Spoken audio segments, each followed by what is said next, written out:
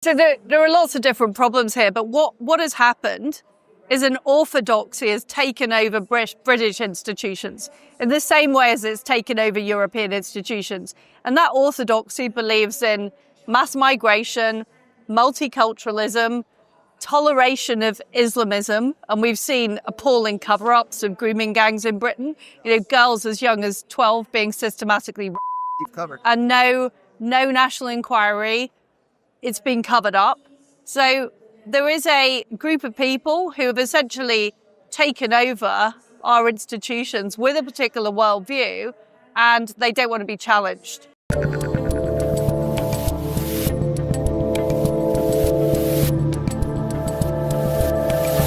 All right, former British Prime Minister Liz Truss, it's nice to see you here in Hungary. Great to be here. What brings you to this fine country on a shorter flight than I had from America?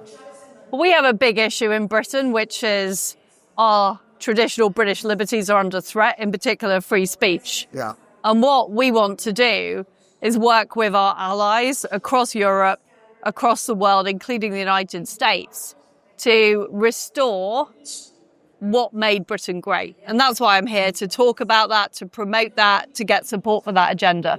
So I want to talk specifically about free speech, but broadly, I've been to the UK a couple times in the last few years. People are alarmed. I mean, I would say almost more than any other Western European nation, at least the ones that I've been to. There is a real sense that your country is slipping away.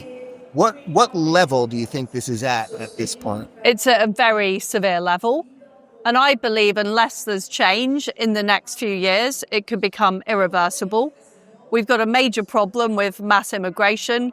We've got a major problem with de-industrialization, with stagnation. So people's incomes aren't going up.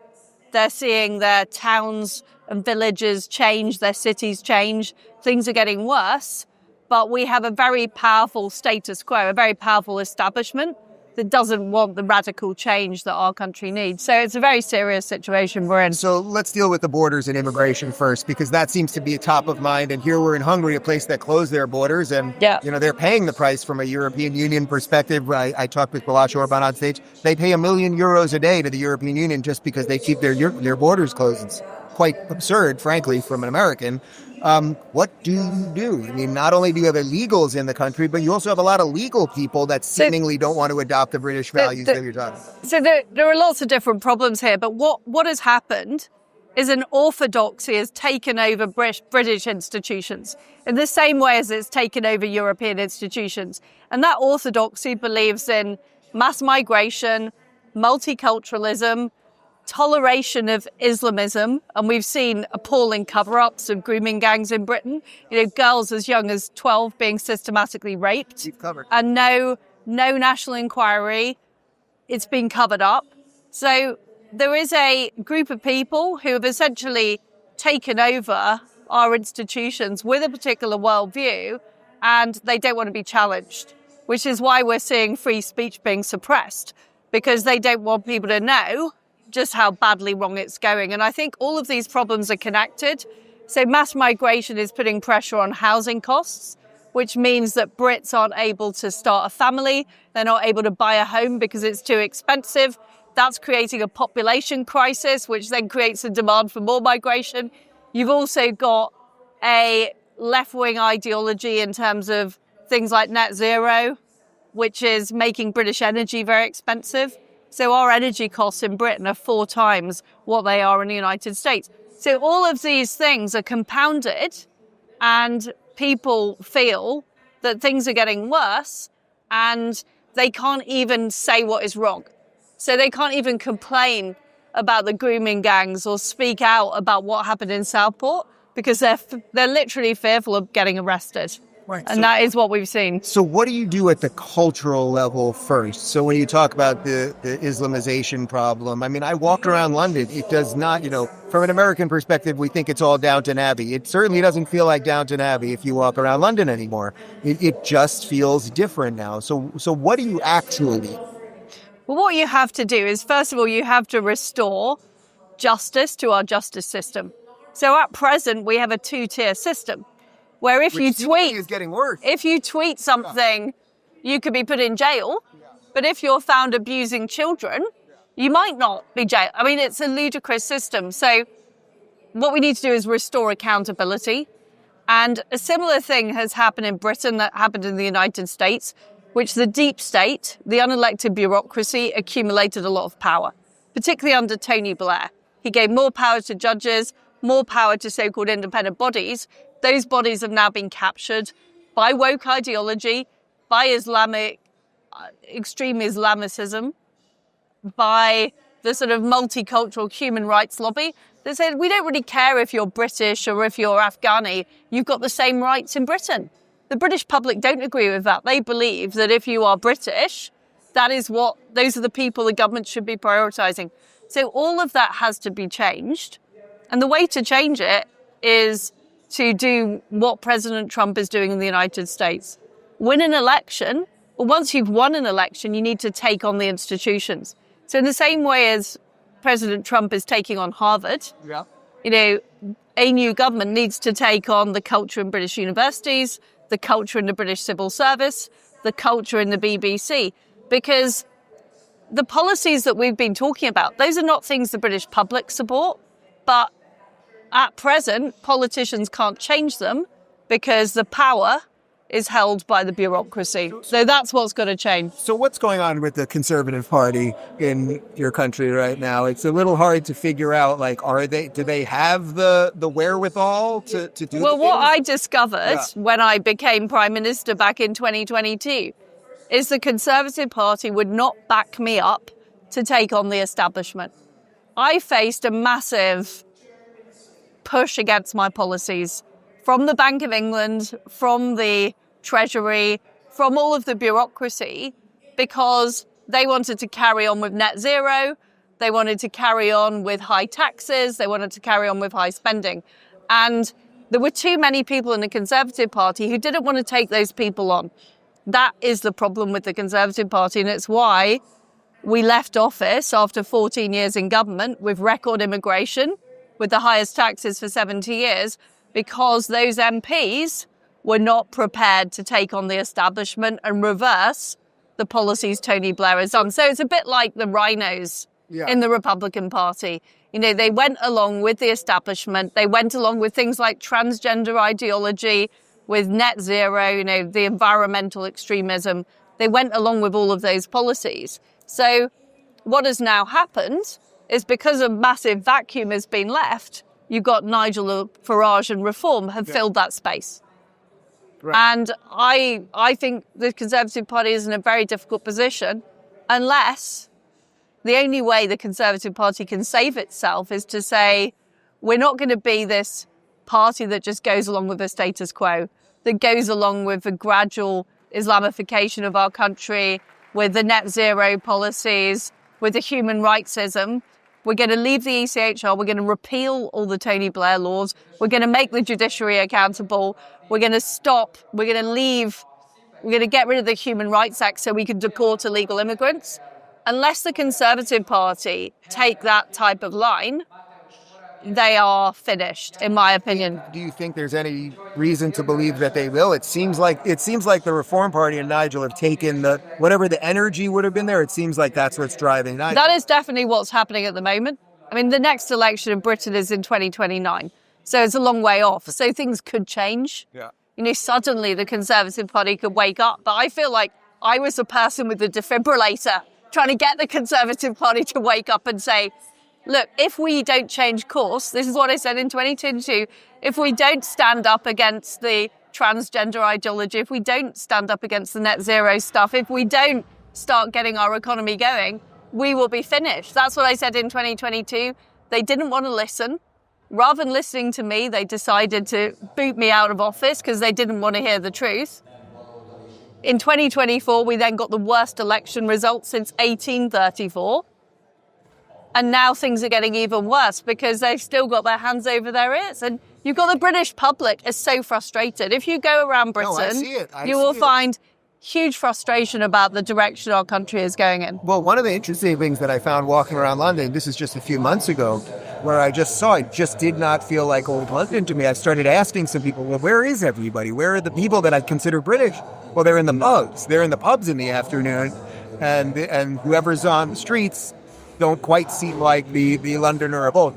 Do you think you could have done anything differently? I mean, it seems like you had the right idea, but do you think there was a way that you could have managed differently? I think it was just, I think if you look at what happened to Trump in his first term, he faced people inside his own organization that weren't loyal to him and wanted to undermine what he was trying to do.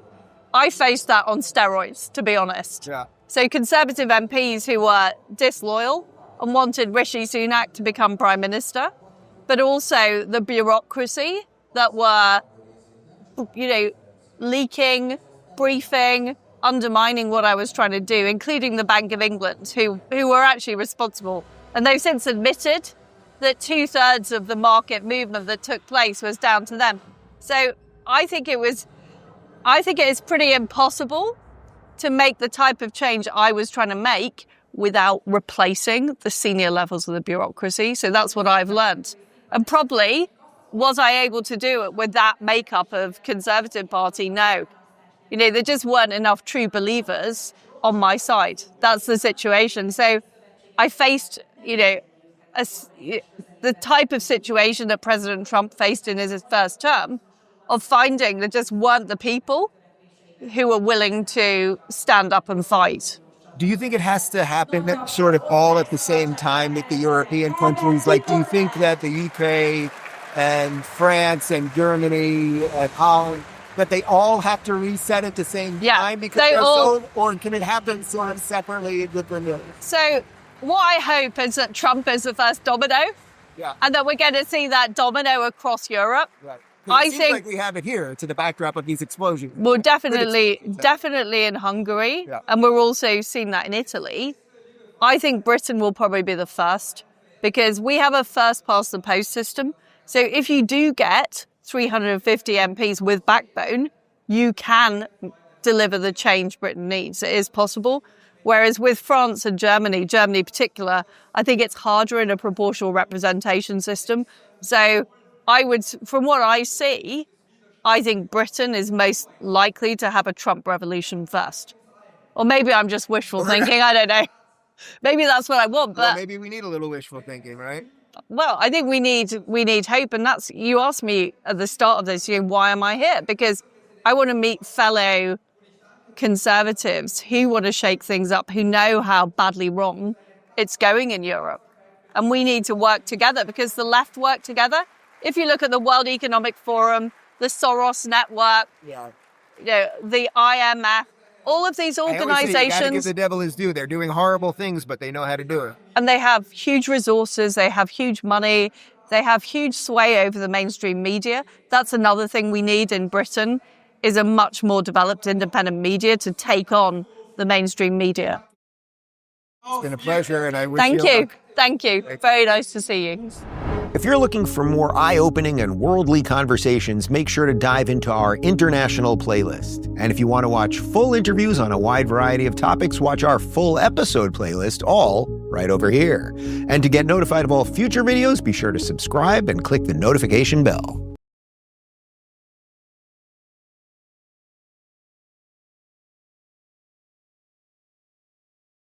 The mainstream media, which was back at that time also controlled by the liberals, they started a political campaign against us, and they were portraying Hungary like fascist dictatorship type of country, and no one else, and the voters, the politicians on the other side, actually no one knew that who we are and what we're doing. So no one was speaking against it, and that was the liberal propaganda against Hungary everywhere. But then, with Donald Trump, the situation changed.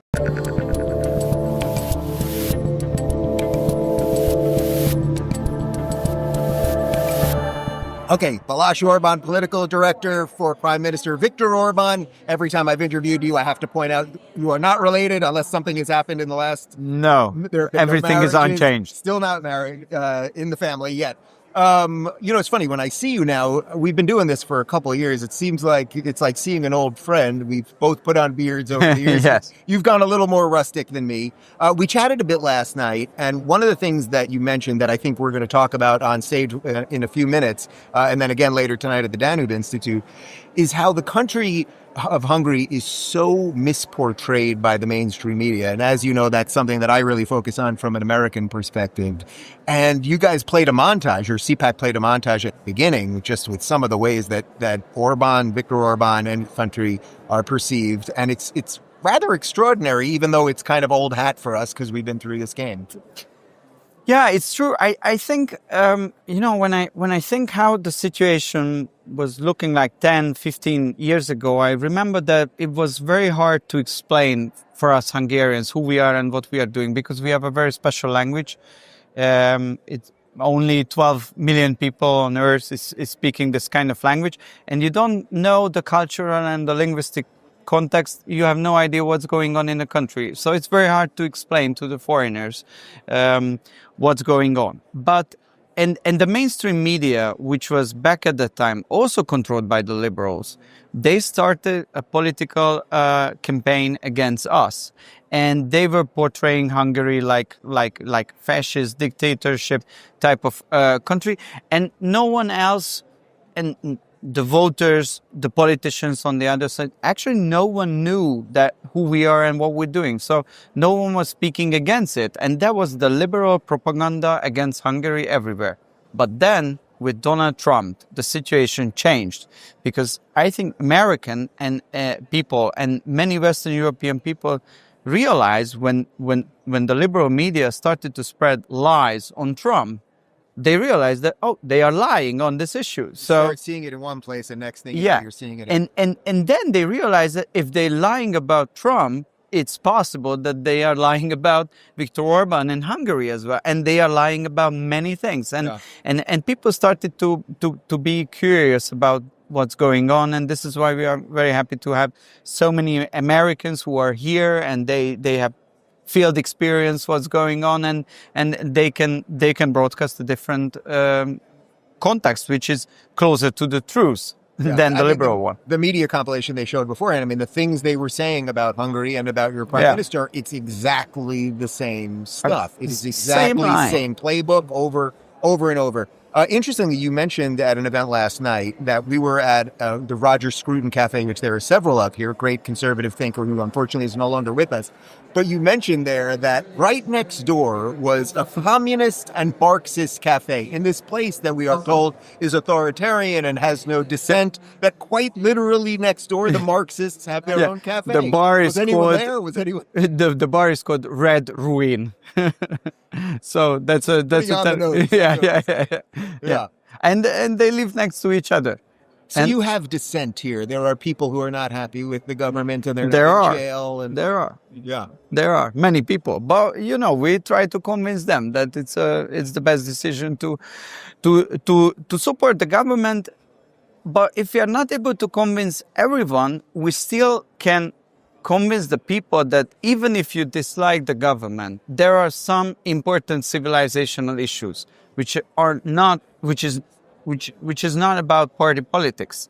It's about the country and about how to defend it. So the migration issue, it's a perfect example. Now I would say 80-90% of the society backs the Hungarian government on the migration policy, which is basically just closed borders. Yeah, right? I mean, that's the most simplest way to put it. They don't like us, but they support our migration policy. And I think it's very important for every country to have, like cultural, civilizational, society-based agreements within the society shared by the leaders. And it has nothing to do with party politics. You can love, you can hate politicians, and you can do whatever you want. You can say whatever you want, but there are some basic things like leave alone our children, protect the borders, preserve the sovereignty, not to bring a country into a war, and things like this. This is above politics, or should be. You also mentioned something last night that I will bring up when we're on stage later, which I thought was interesting, which is that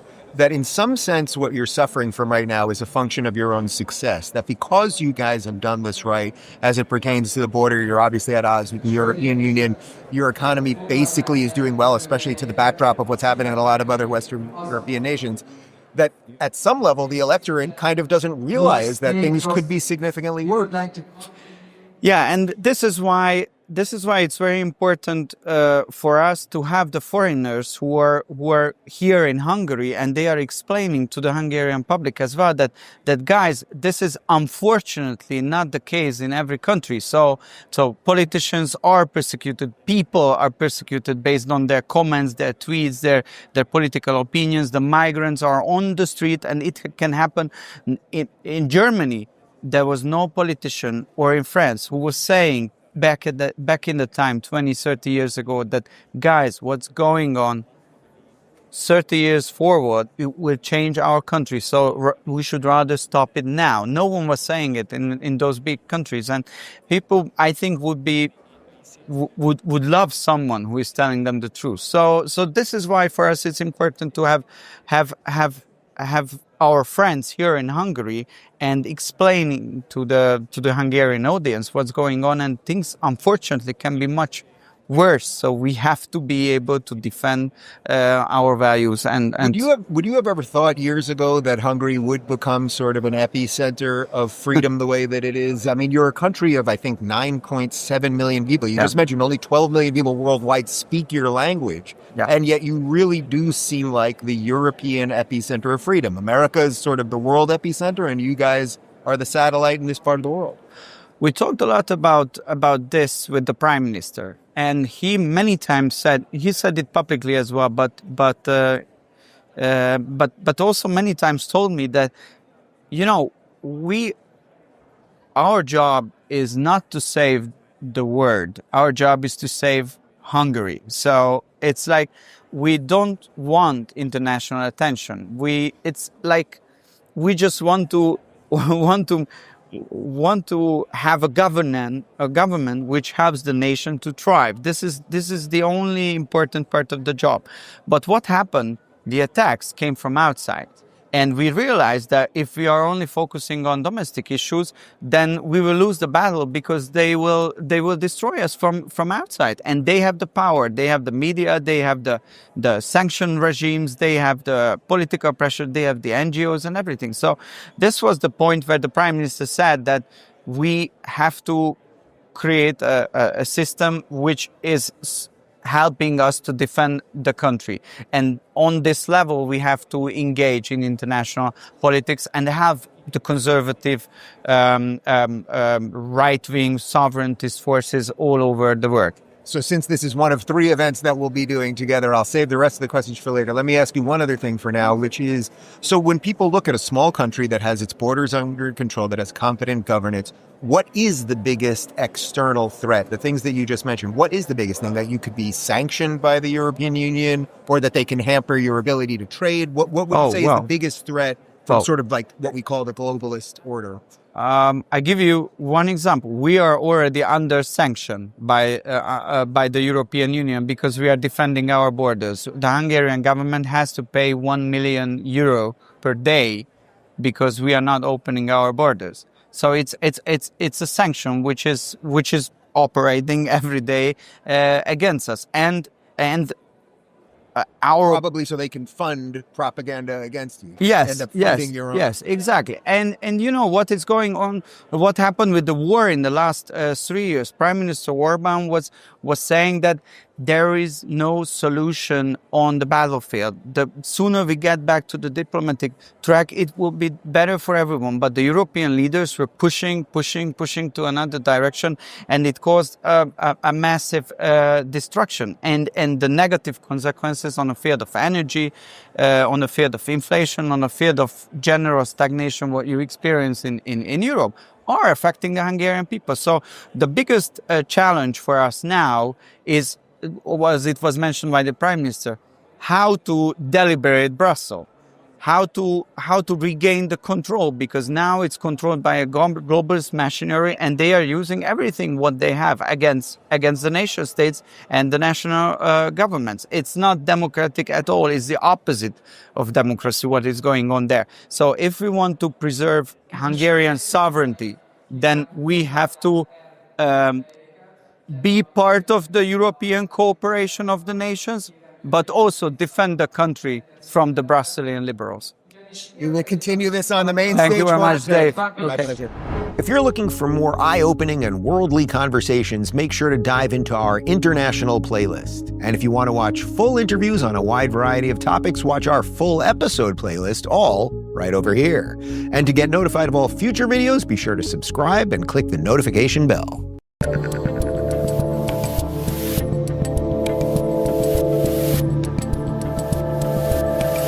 Okay, Ernst Roaks, the author of Kill the Boer, which I think is somehow the #1 song in South Africa right now. This is a topic we've been discussing a lot on my show lately. Thank you. It's great to be here. It's good to have you. Talk to me a little bit about what's going on in your country. It's something that we're obviously talking about a lot in America. As you know, I had Rob Herzog on the show recently, and there is a real conversation about what's happening in South Africa and actually how it relates to some of the wokeism and hyper-racialization that we now have on our shores. Yeah, well, we're very grateful about the fact that the world is starting to take note, and also for what you've been doing to talk about South Africa. I was just telling someone back in 2012 was the first time I went to America to speak to people about South Africa, and it was at a UN event, and someone called me to the side and said, listen, don't do this, because we want to believe South Africa is this great miracle story, and it's this poster child of the United Nations. So we don't want to be talking about what's going wrong in South Africa. And I'm very happy that now it's gotten to the point where, especially through people like you and other podcasts and people like President Trump, of course, we're now at the point where you cannot ignore it. But it is really bad. And recently, polarization has worsened, especially with this continued chanting of kill the Boer, kill the farmer, with the South African government now just recently signing a new law to empower the state to confiscate private property without compensation, and then denying that they are doing it. So they go to America and they deny doing it, and then they go to South Africa and they say, we will not stop doing this. And so we have the farm attacks, we have the threats to property rights, we have the hate speech. And then an overarching problem in South Africa is just government collapse. We have a very serious problem with the government not able to fulfill its most basic duties. Right, so separate from some of the terrible things that you just mentioned, and there are, I think it's 141 race-based anti-white laws in your country, but separate from all of that, you seem to also have a complete government incompetence problem that I was discussing with Rob as it pertains to building infrastructure and proper policing and all of these things. But I'm guessing those things kind of go hand in hand. Yes, so the ANC, that's the ruling party in South Africa, they still say we're not a political party, we're a liberation movement, and we are committed to revolution. So their ideology only knows one thing, which is destruction. So there's something that is an enemy, that is identified as the enemy or the work of the enemy, and we need to destroy that. And the assumption is once we are finished with the destruction, then somehow a phoenix will rise from the ashes, but the phoenix never comes. It's what's happening with our progressives in the United States. It's the same thing. Yes, and it's interesting the you could say the overlap between what's happening in South Africa and what's happening in the States, because a lot of the ideology, this critical race theory ideology, has come to South Africa, and now these leftists in South Africa are using people like Robin DiAngelo and all these Americans who are so much on the left, trying to implement their ideas in South Africa. And a lot of what's happening in South Africa, like the targeting of the statues, burning down of heritage sites and so forth, has sort of spread to America from South Africa. So there's a overlap that isn't good. So when you saw your president come to the Oval Office, and Donald Trump puts the TV right in front of him and plays the videos and then quite literally pulls out the paper and starts reading the headlines. Yep. This must have been quite a relief. Or were you amazed? Were you saying, my God, it's finally a moment is finally here? Yeah, I think it's both. A lot of people are really grateful for the fact that no one can ignore this anymore because of the fact that it was played in the White House during a press conference. But what surprised me, or I guess I shouldn't have been surprised, but what is astonishing is just how unprepared the South African delegation was for that meeting. They came in and they were completely shocked when this footage was shown. They didn't know how to respond. Even the president beforehand, these big smiles, it was as if he had no idea what was about to happen. Yes. And I guess that is the truth. And he made a joke. He said, if I had a plane to give you, I would give you a plane. Yeah. And it's really crazy. But and then he denies it during the meeting. He says, no, this is not our policy. And then he goes back home to South Africa and he says that there's nothing wrong with chanting Kill the Boer. Our courts will protect you if you chant it, and we're going to expropriate private property. So he goes to the White House, he denies it, And then he flies back to South Africa and he acknowledges that this is their program. So what do you want to happen right now? So people are focusing on South Africa in a different way. What do you want to happen? I mean, I assume you believe the change has to come from within your country. You don't want it coming from without, even though the PR campaign is probably helpful. Yes. So what needs to happen is we need to rethink the political system in South Africa, because I think it's important to understand that the crises that we are talking about are symptoms of a deeper rooted problem. And South Africa is much more diverse than Europe. It's almost as big as Europe. It's very big, it's very diverse, but we have this very strong, in quotation marks, central government trying to rule over everyone with and they call it themselves, a race nationalist socialist project. That's how they define their own ideology. And so the only sustainable solution could be to rethink the political system, to decentralize the political system, and to give the various communities that are in South Africa higher levels of self-governance. That's the only way forward for the peoples of South Africa. And are you hopeful at this moment? We are hopeful, we're optimistic. We are used to difficult times in South Africa. And we've, as the Afrikaner people, we've had many existential crises over the years and over the decades, and this is one. But we've overcome some in the past as well. So we are hopeful. We remain hopeful. And you'll be taking your message to America in July. So hopefully we'll do this in a more long-form situation. I'd love to speak with you about that in July. Thank you very much, Dave. If you're looking for more eye-opening and worldly conversations, make sure to dive into our international playlist. And if you want to watch full interviews on a wide variety of topics, watch our full episode playlist, all right over here. And to get notified of all future videos, be sure to subscribe and click the notification bell.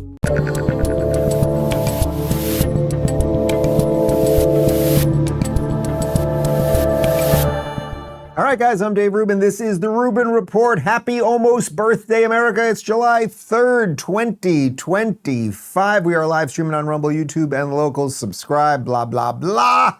And yes, America was established 249 years ago tomorrow. So ladles and jelly spoons, if you want to get this shirt or this hat or this hat or this hat or a whole bunch of other fun stuff, you can go to daverubin.store. Maybe this tumbler. We don't have these things for sale. I think I got these at Crate and Barrel or somewhere like that. And, you know, you can get a local flag too on your own, however you get your small flags. Thank you for tuning in. We will not be live tomorrow. However, we will have a quick July 4th video because I think it is worth celebrating this great freaking country. And today we've got a regular show for you, plus a RubinReport.locals.com community Q&A. And then we are all off to celebrate America, do things with fireworks and other such things. I think we all have our own plans, and we'll all convene here again on Monday. Okay, let's dive in. Actor Jason Bateman, and I was a little 50-50 on whether we were going to start with this clip because I kind of like Jason Bateman. Everyone kind of likes Jason Bateman. Nobody doesn't like Jason Bateman, right? Pretty good actor. He's been in a lot of great stuff over the last couple of years. What the hell was the show that I liked on Netflix? Secession? No, Ozark. Thank you. He was in Ozark. Like the guy's, there's something about the guy. He seems like a good guy. He's like everyman kind of.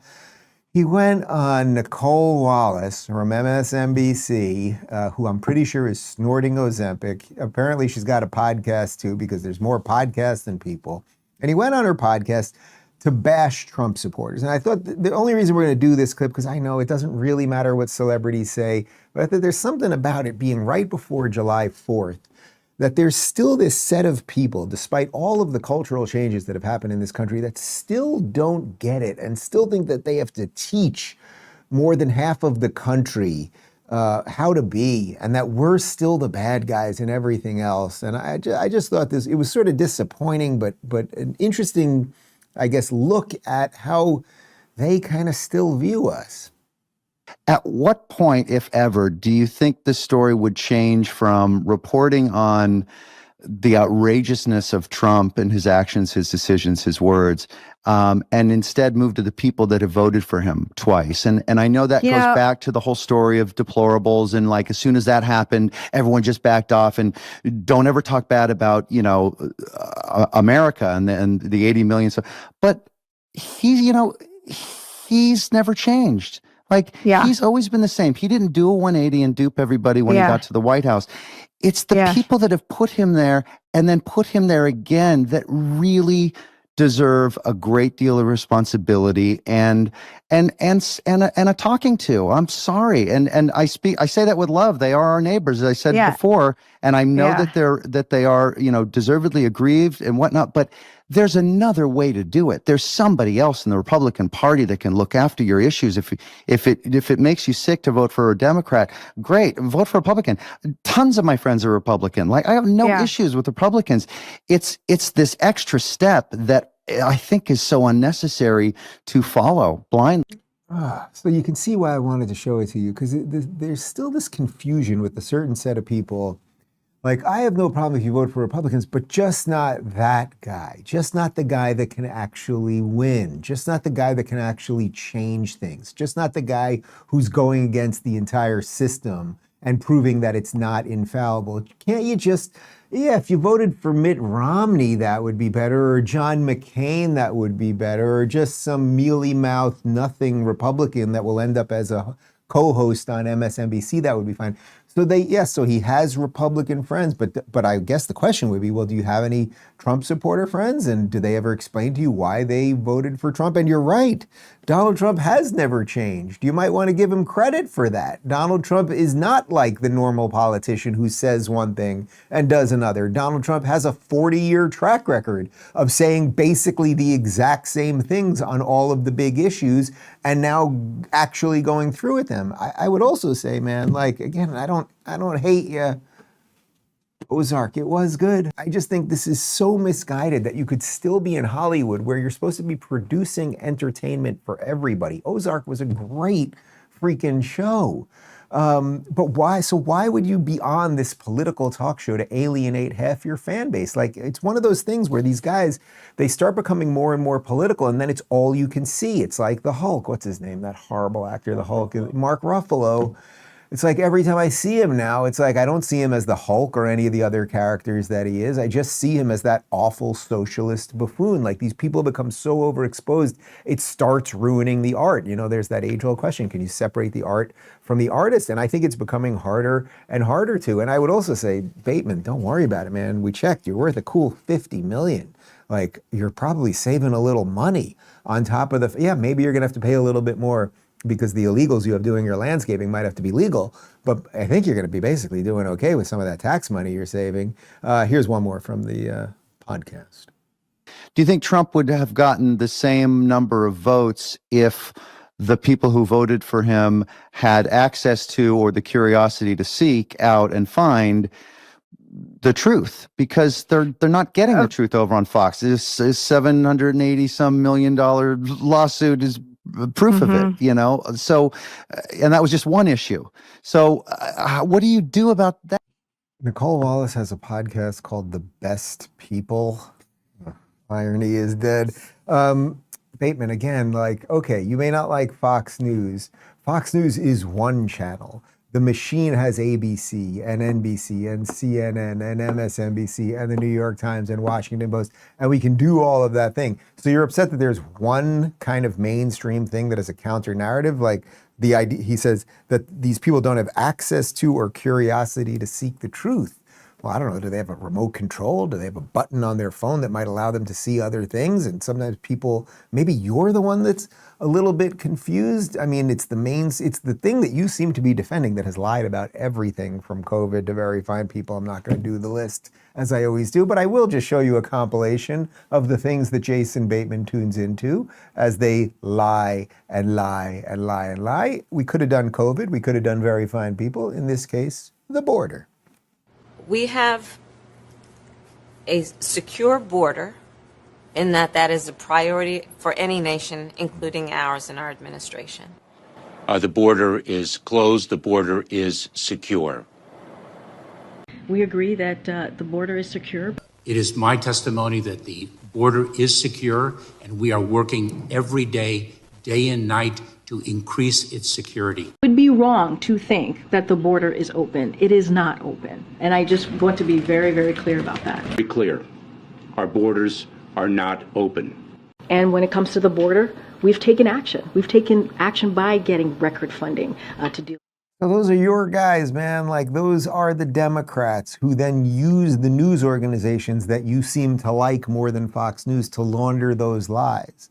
Now that we see that the border is closed and we know that 21 million came through in 4 years, like, Fox actually was the one mainstream network covering it. It doesn't mean that they're perfect when it comes to absolutely everything, but why is it you're not concerned with the lies the other way? This is a really good example of just get a mirror. And now I want to connect this to something else, because there was this really wacky story that people were talking about earlier in the week, how there is an app now available on the App Store, the Apple App Store. We just checked it out.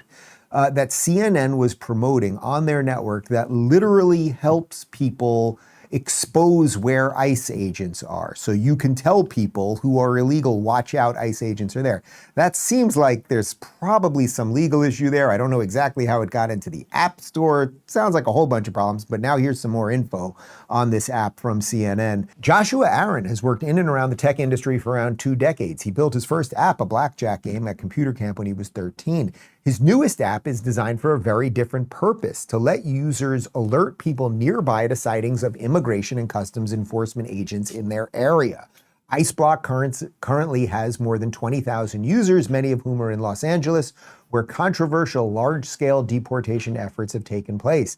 IceBlock is designed to be an early warning system for users when ICE is operating nearby, Aaron said. Users can add a pin on a map showing where they spotted agents, along with optional notes like what officers were wearing or what kind of car they were driving. Other users within a 5-mile radius will then receive a push alert notifying them of the sighting. So as I said, we just checked. It is in the App Store. It seems like there's multiple layers of legal issues here. Like, are you allowed to create an app that is an early warning system for law-abiding officers doing their jobs so that criminals, illegal aliens, can hide from them? Seems like there's some issues there. I suspect it seems that that would be against something in the iOS Apple Store terms of services, but it is there.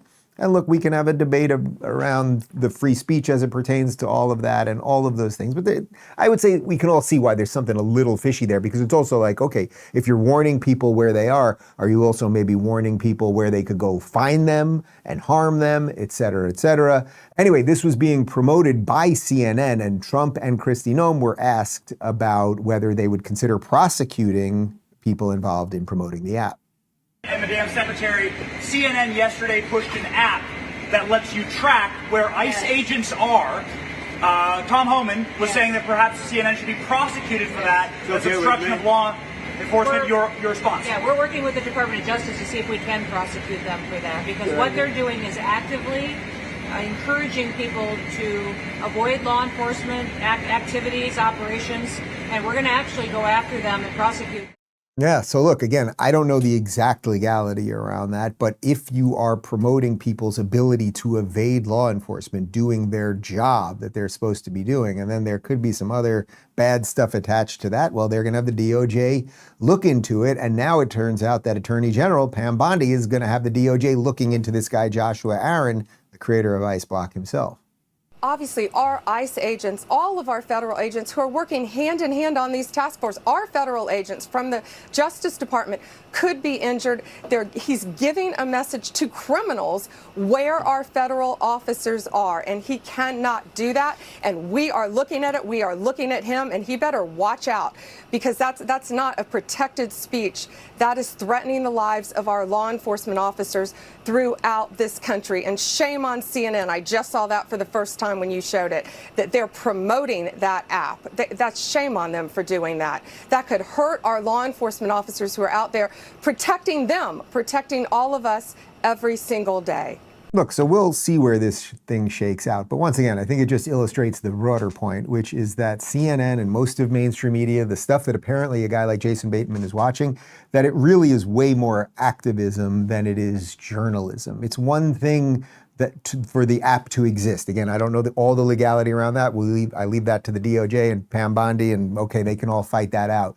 But for CNN to be promoting it to its audience, look, this new app, so a random new app came out. Okay, we have to promote it to our audience, and the reason they're promoting it, obviously, is it falls in line with their political views. If we flipped the script on this and there was something that the Trump people were doing to evade law enforcement, do you think CNN would be giving it glowing coverage? Like, as they say in the old country, come on. Here's some video from Fox describing what the level of violence that ICE officers are now dealing with and the way it has jumped. It's an important one, Will. A scary jump in the number of attacks on ICE agents, as they, of course, have been ramping up enforcement efforts under President Trump. DHS telling Fox today that assaults are up nearly 700%. There were 10 assaults from January through June last year. This year, 79 assaults. And to think some Democrats are throwing a fit over agents using face coverings as they arrest criminal illegal immigrants. Some say immigrants, I say aliens. Go figure. You see how a Fox News guy's even nervous to say illegal aliens. It's okay. They're illegal aliens. I don't care what you call them. They're illegal. Put whatever word you want after that. But again, the point is, why do these guys want their faces covered? Why do they maybe not want apps to be out there to track their movements? Because there's a whole bunch of bad people that now are the foot soldiers of the Democrat Party that can be activated.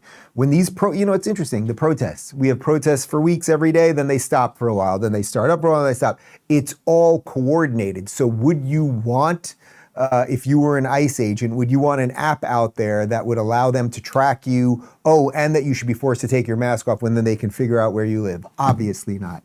Meanwhile, what is ICE up to? Well, they're arresting cannibals who occasionally are eating themselves. And because those liberals, and I'm calling out you, CNN, I'm calling you out because you lie every single day about what these operations are. We are going after murderers and rapists and traffickers and drug dealers and getting them off the streets and getting them out of this country because Joe Biden let the worst of the worst come in here. The other day I was talking to some marshals that have been partnering with ICE.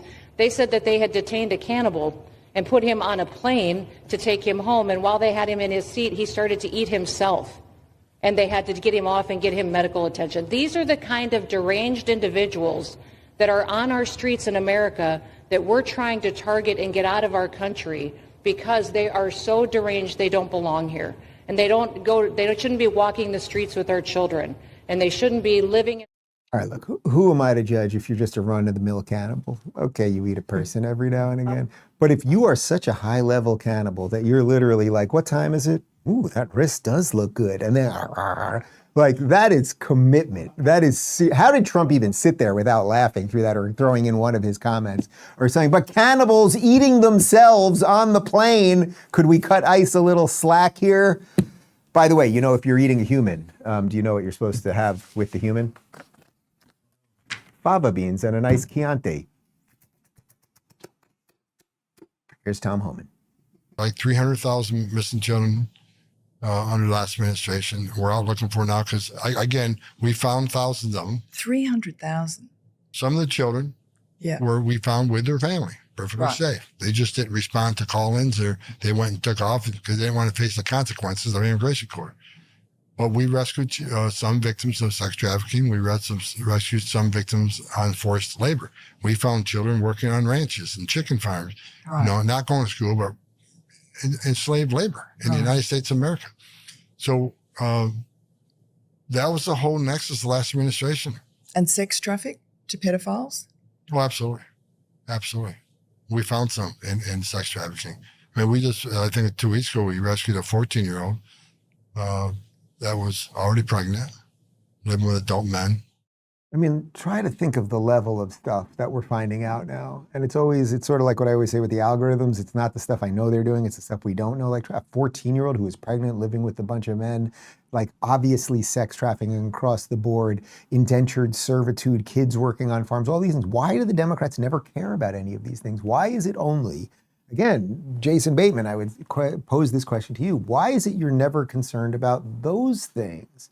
Or the people that allow those things to happen, the people who open up the border to allow those things to happen. You're only upset, and broadly I mean this, the Jason Batemans of the world, you're only upset when we suddenly set up tents with alligators around them to get these people out. Then suddenly everything's bad, right?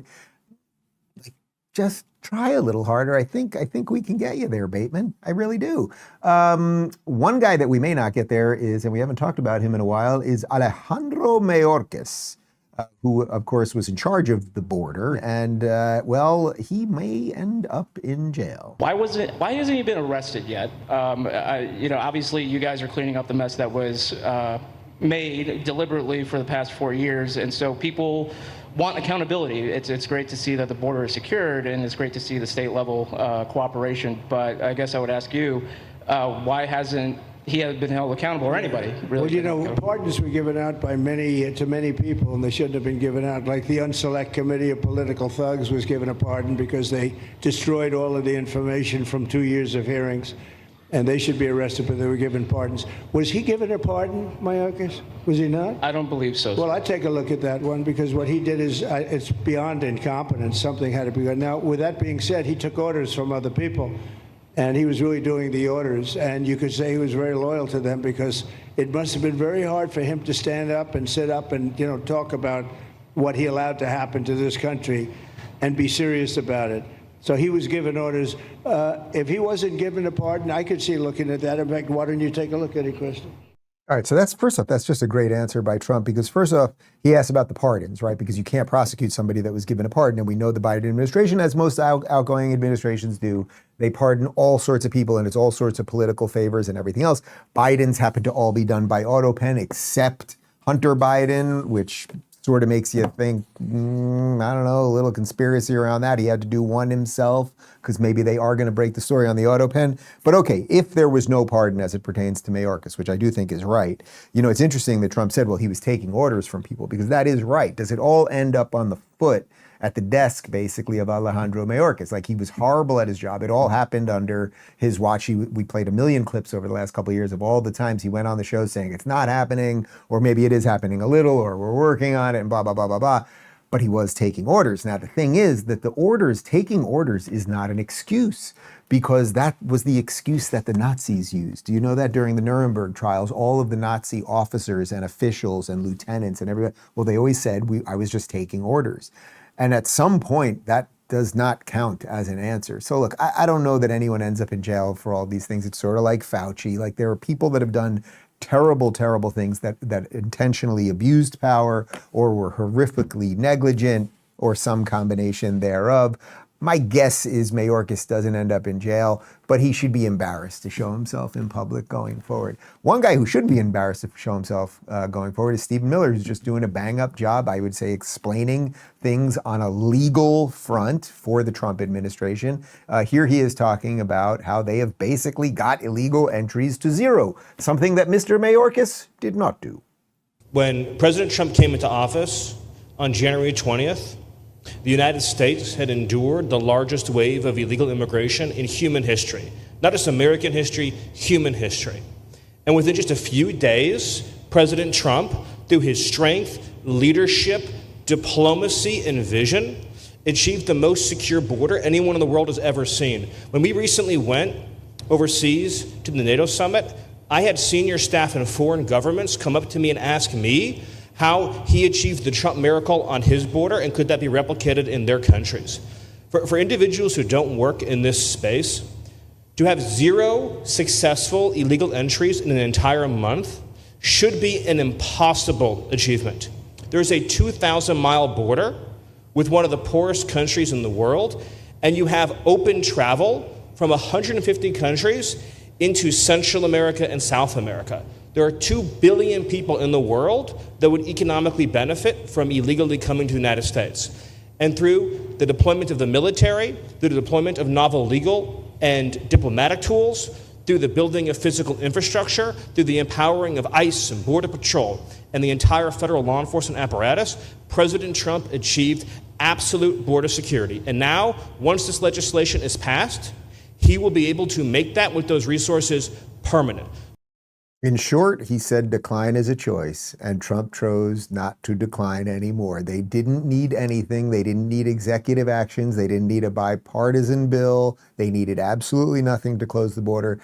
They did this intentionally. Did Joe Biden even know? We may never know the answer to that. But then Trump came in and fixed it real quick. We, in essence, right now, are getting no illegal border crossings. It's not only because we've put protection at the border, but the signal. That's actually the bigger part. The signal went out to the world. Don't come. Sorry, don't come. I'm gonna come. Don't come. Okay, that's it. And that thus people don't come. And now Golco. Guys, did you know that Florida just legalized gold and silver as money? Yeah, that's right. The free state of Florida, my home state, recognizes gold and silver now as legal tender. Governor DeSantis put it best. This is about giving you the financial freedom to protect yourself against the declining dollar. With inflation, national debt soaring, and even U.S. credit downgrade, it's no wonder people are waking up. That's why I've partnered with Goldco, a top-tier precious metals company I trust. Want to protect your savings? Visit DaveLikesGold.com to get your free 2025 gold and silver kit. Once again, that's DaveLikesGold.com. From all of that to a bad day for chicks with dicks. Listen to this from Fox News. The U.S. Department of Education announced Tuesday that the University of Pennsylvania has agreed to a resolution with President Donald Trump's administration to keep biological male trans athletes out of women's sports in a statement provided to Fox News Digital. The department previously launched an investigation into UPenn on February 6 for Title IX violations that occurred in the swimming program. Trans athlete Leah Thomas competed for the women's team in the 21-22 season after previously competing for the men's team. Per the DOE's announcement, under UPenn's new agreement, the following actions will be taken. UPenn will restore to female athletes all individual UPenn Division I swimming records, titles, or similar recognitions which were misappropriated by male athletes allowed to compete in female categories.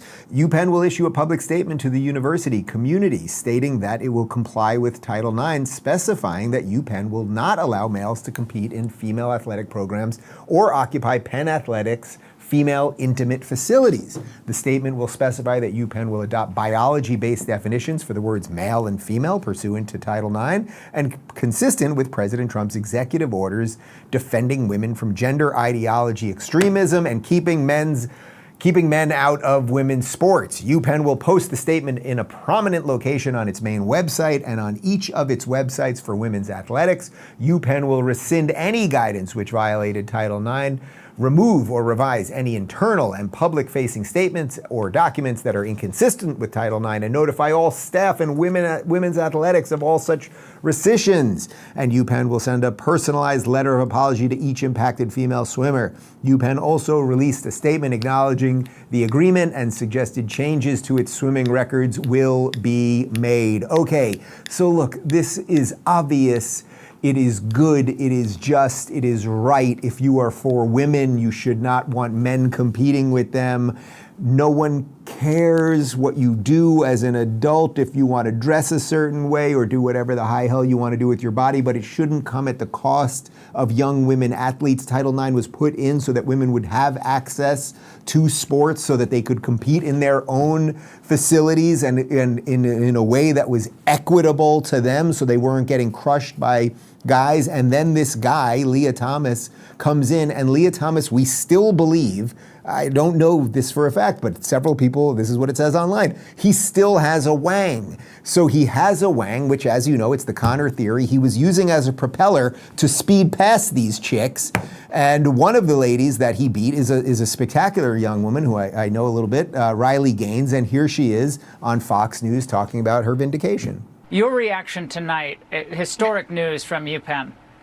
Man, I watched that video back, Laura, that you showed in the intro to this segment, and I cannot even believe that happened. All the while, so many sat idly by and watched and actually reprimanded us as women if we even dared to speak about this. To say that I, of course, am grateful for Secretary McMahon, for President Trump, for even Attorney General Bondi, she's been fantastic at the Department of Justice on this issue, is an understatement. I feel vindicated. I feel like pigs are flying. I feel like hell has frozen over. So it is a fantastic day, of course, for sanity, for common sense, but I think more broadly for women, for humanity, for the little girl that I'm growing inside of me right now that I will welcome to the world in just a few weeks. I think of her. I think of her future. That is what Donald Trump and, of course, Secretary McMahon and myself, that is what we are fighting for. So very, very excited about today's news. Yeah, look, I don't need to reiterate that because she said it quite well, but I think the key part is what she said at the front, which is that she can't even believe that's what happened. And I think that's what, if we beat the woke thing, if society actually heals itself over time and all that, we'll all look back on it like, man, that was a pretty freaking bananas period of time, and who participated in that lunacy? And of course, as you know, all the people who did participate in it will pretend they had nothing to do with it. That would be like Jake Tapper writing a book about Biden's mental state while he was covering it up. Same general notion there, right? The people who had everything to do with wokeness will be like, oh, I didn't know. I don't know. But no, you guys can't get away with this. And we all should have known it was ridiculous all along. Here's the dude with the propeller penis, Leah Thomas, on a podcast 2 years ago, explaining that this was all, the pushback was all because people are transphobic. They're like, oh, we respect Leah as a woman, as a trans woman, whatever. We respect her identity. We just don't think it's fair. You can't really have that sort of half support where you're like, oh, I respect her as a woman here, but not here. They're using the guise of feminism to sort of push transphobic beliefs. And I think a lot of people in that camp sort of carry an implicit bias against trans people, but don't want to, I guess, fully manifest or speak that out. And so they try to just play it off as this sort of half support. They think about how twisted feminism, quote unquote, feminism has become. Their arguments, you know, in order to exclude anybody in the trans category, you have to reduce women to reproductive capacity, which is, in my opinion, extremely anti-feminist. I don't want to put those women down either, and I know you don't want to either, because I see pain. I see pain, and the pain is coming from somewhere. It's not you, though. It's the patriarchy. And how can we get people to see that? There's nothing more feminist than two dudes explaining to chicks what feminism is. I don't even consider myself a feminist, but I'm for women having equal rights and not having the shit kicked out of them. Where's my award? The other guy's name is Schuler Baylor. Who cares? Why'd you give me that information? I don't care. He's not going anywhere. Or is he a chick? He's probably a chick too? Who knows? Doesn't matter. Anyway, just to show you how off the rails this whole thing went. And again, the world is healing. That's the point of all this, is that nature is healing right now. Here is former Congresswoman and Senate candidate Vicky Hartzler's ad from 2022 about Leah Thomas, because somehow this got to the point that Congress people had to comment on genitals in female sports. Meet William Thomas, ranked number 462 in men's swimming. Meet Leah Thomas, ranked number 1 in women's swimming. Only one problem. It's the same person. Some people are afraid to talk about it. Not me. I'm Vicky Hartzler. I ran and coached girls track, and I won't look away while woke liberals destroy women's sports. Women's sports are for women, not men pretending to be women. Now, incredibly, she did not win. Vicky did not win, so she is not the Congresswoman. And putting that aside for a moment, it goes back to what I was just saying. Like, we will look back on things like that. We're going to show our kids are going to see that on YouTube of the future in the metaverse. They're going to see some ad the way we see. I like all those throwback things from like the 80s. I see like cartoons and commercials from when I was a kid. Kids are going to see that. They're going to be like, Mommy, Daddy, is that true? Or Mommy, Robot, or whatever, you know. Anyway, check this out from Mazemore on Twitter. In 2022, former Congresswoman and Senate candidate Vicky Hartzler ran this ad and then posted women's sports are for women, not for men pretending to be women. She was then immediately suspended from Twitter for hateful conduct. Thankfully, we are moving past that insanity. You know what? I don't know where she is these days, but she put her on the list of people that I want to buy dinner.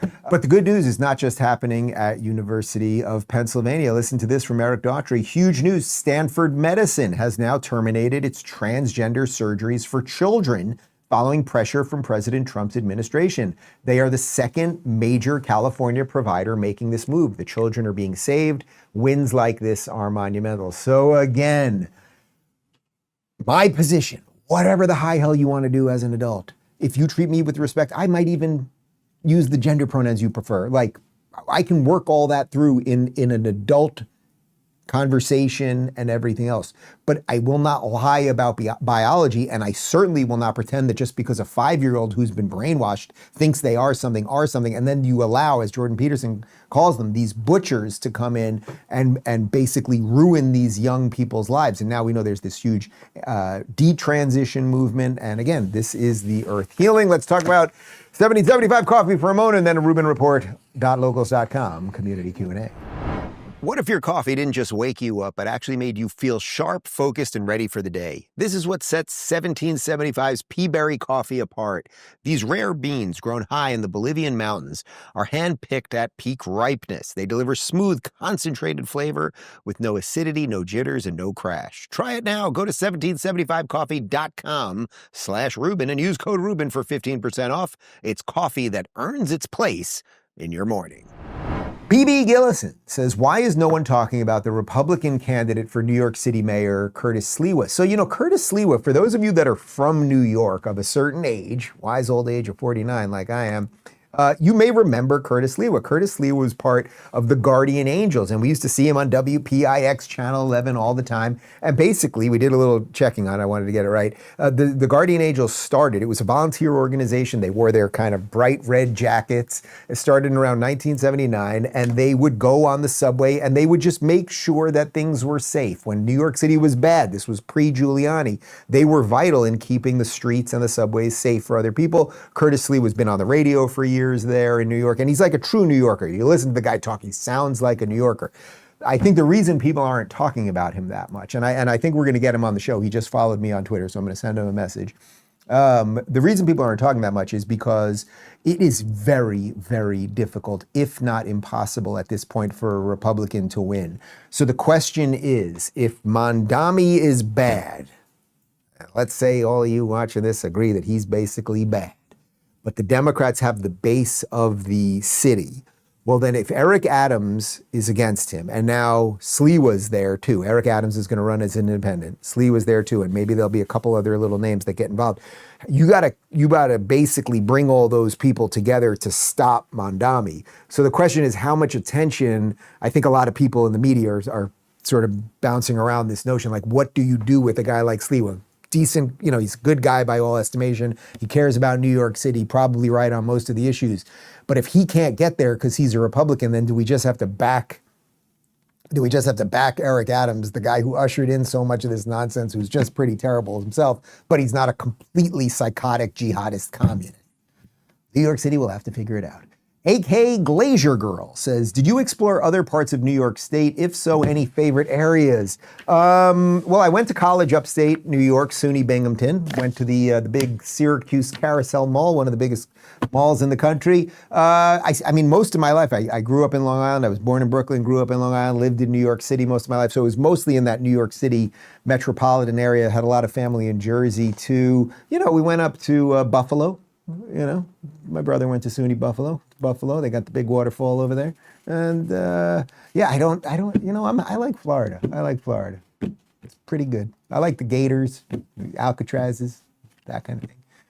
Casey Ferrier says, maybe it's time to make a change and put an age limit on judges. Is there still a reason why you think judges should be appointed for life? Look, it's an interesting question. The original idea, of course, was that you want this branch of government not to be subjected to the whims of the people, not to be subjected to having to, be elected every 2, 4, 6 years, whatever it might be, because then they can be hopefully faithful purely to the Constitution of the United States and not to the political or cultural machinations of the day. So I understand the original idea there. Is there an issue now that we are getting people, and we see this, putting aside judges for a second, I mean, we've seen this with the, 80-plus set of people, 80-year-old plus set of people that have been running the country for so long, that at some point you shouldn't be allowed to be in public office? Yeah, probably. Like, I don't like the idea of an arbitrary number, right? Because, one of the things, every time we would expose Biden, people would be like, oh, you're going after him because of his age. And it's like, no, it wasn't because of his age. I literally know 90-year-olds that are in great shape. I interviewed Frankie Valli not too long ago, who's still putting on 3-4-hour concerts at 91 years old, right? Joe Biden at 82 or whatever could barely get through a sentence. So it wasn't about age, it was about cognitive ability. So I don't like just associating an age with the cutoff point. But should there be more transparency? Let's do it this way. Should there be more transparency as it relates to cognitive ability, to other physical modalities that they should have to prove that they're somewhat able to accomplish? Like something like that Probably. And I think the world is also going in that direction more because as technology evolves, as we all have phones, all these things, you can't hide the things like you used to. You know, you take Biden, all the stumbles and the gaffes and everything else, that they would have been able to hide it a lot better 20 years ago, pre-internet. Now it's all here, it's right in front of our face. So that in some sense offers an automatic correction because they know they can't get away with as much. But the arbitrary number, I'm not totally on board. Kul Ora says, how does one go about publishing a book? Does an aspiring author already need to have some work prepared for an editor? What is entailed in the process? Well, I can tell you about my process, which was that the first time I had sort of wanted to write a book for a while, and I was on tour with Jordan, and Jordan at the time, it was the 12 Rules for Life tour. Jordan was already working on the second book, and I started, through talking to Jordan, I started sketching out the idea for a book, and I called my agent and I was like, listen, I'm kind of thinking about this. Could you maybe see what's what? And then a couple of weeks went by. I didn't hear anything from him. And then one day, I've told the story a couple of times, Jordan and I were about to go on stage. Were we in Sweden? Or I think we were in Finland, actually, if I'm not mistaken. No, we were in Oslo. Pretty sure we were in Oslo. And it was right before we were about to go on stage. And I got a call from my agent saying, hey, there's a lot of excitement here. We took this thing to auction, meaning they took it to a bunch of the big publishing houses and they all kind of bet on it. And here we go. And Penguin Random House was the winner. And would you be interested in this offer? And I took it and I was thrilled. And Jordan was so happy for me. And it was great. And so I had basically written out sort of a brief sketch. Now at that point, I had a library of work behind me, so they kind of knew what they were getting. If you're a brand new author, I suspect you're asking this question because you want to write something, you got to write a full treatment. So when I wrote my second book, even though my first book did extremely, extremely well, then I wrote a full treatment, meaning I wrote basically the first chapter and I wrote the rest of the outline. For my third book right now, I don't think I'm going to go through the main channels. I'm probably going to self-publish it, and I've been sketching it out a little bit more and I'm trying to figure out what to do. But I would say this is, in some sense, it's a kind of offshoot of the previous question because the world is changing fast. So if you want to go through the traditional channels, the old school world of publishing and publishing houses, it's very, very slow. Books are held, for basically a year and a half. So, to write something topical is almost impossible, which is also a weird thing about how quickly that Jake Tapper book got through the system. But you can self-publish now and you can immediately get it out to the people. And if you have a little bit of an audience, that might be the better way of doing it. There are advantages to having a publishing house with you where you're going to get an all-star editor. My editor, Helen, was amazing, and I loved working with her and going back and forth and arguing things out and cutting things and pushing them back in and all of that stuff. But you can find an editor that's independent as well. And so there's a lot of different ways to do it. But I wish you a lot of luck. And it's a labor of love. Like, you can only do it if you want to do it, because I knew I really wanted to do it. I knew I had to do it, sort of. And if you don't, you'll hate yourself during the process because it's a lot of work. There were days where I would start at 8 a.m. and I would go into my office and I would just have a cup of coffee, and then it would suddenly be 5 o'clock. And half the day I was writing, half the day I was basically staring at the wall trying to come up with something. And sometimes David wouldn't even open the door. He would literally just crack the door open and slide some food in just to make sure I ate something, because you're just so in the zone on it. So if you've got something to say, you should say it. Go ahead, do it. Send it to me. You're on Locals. Send me something. Let me take a look. Rob says, Dave, would you ever consider running for state or federal public office? Oh, lordy, lordy. Look, I've been asked this a lot over the years. There were a few people that wanted me to get involved more intimately in LA public stuff during COVID because that went so crazy and I was so against the lockdowns and all that. I've been approached by several people, high-level people here in Florida, to maybe get involved. Obviously, DeSantis is not going to be governor forever. I don't think so.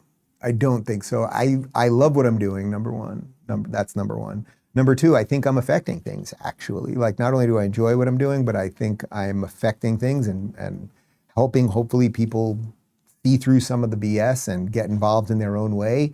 And being a politician, is a constant battle for, it's a constant battle for your integrity or something that I don't know that I would want to do. My life is good. I want to be able to spend as much time with the kids as possible while I still build all of these things. We've also got, several new businesses on the way. We started another new production company that we're doing Actual Friends through. We started a tequila thing.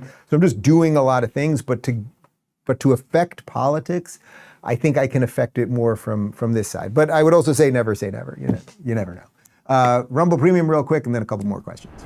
Free speech is under attack, but Rumble refuses to back down. We've always believed in empowering voices, no matter how unpopular, and now we're taking that fight to the next level. When major advertisers conspired to pull their dollars, even brands like Dunkin' Donuts turned their backs. But we're not here to fit a mold, we're here to defend free expression. To strengthen this mission, we're excited to offer Rumble Premium, a completely ad-free experience with exclusive benefits for viewers and creators. You'll find exclusive content from creators like Russell Brand, Dr. Disrespect, Timcast, and the Mug Club with Crowder. It's more than a subscription, it's a stand for free speech. Your voice matters. Join Rumble Premium. For a limited time, you can get $10 off the annual plan using promo code Rubin. Visit rumble.com/premium/Rubin and claim your discount today. Whether you join Rumble Premium or simply keep watching, your support helps keep free speech alive. Mitch says, I'm going to be on Long Island next week. Any favorite restaurants you recommend? There's probably only one restaurant on all of Long Island I can recommend because it's the same one from my childhood. If you want to eat pizza at the very same place that Dave Rubin has been eating pizza since he was 4 years old, go to Mario's Pizzeria on Jericho Turnpike, the very place that I was riding my bike to for all my years.